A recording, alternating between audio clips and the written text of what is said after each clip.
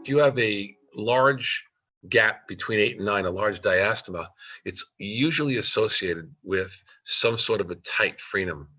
And when you do frenectomies, the incisions, no matter what you do, the incisions goes into the center, and the final cut is always going to look diamond shaped or fan shaped because that's the shape of the muscle.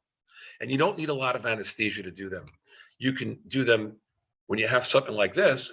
All we do is place a drop of anesthesia on either side of the frenum. We use a tool called the groove director, which is actually a veterinary tool to retract that tissue. What do you have to be concerned when using this? You have to be concerned about reflection of the beam into that groove director. So you always want to make sure that tip is pointed towards the tissue. But when you have a frenum like this, not only do you have to cut the soft tissue, but you also have to make an incision on the lingual, almost like cutting the roots off of a tree.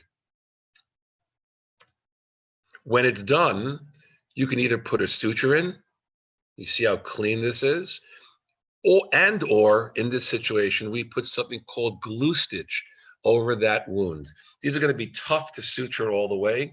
What glue stitch does is basically purple cyanoacrylate. It puts an impermeable barrier on the wound. It may slow healing a bit. That's okay, because it prevents the early regrowth of the tissue.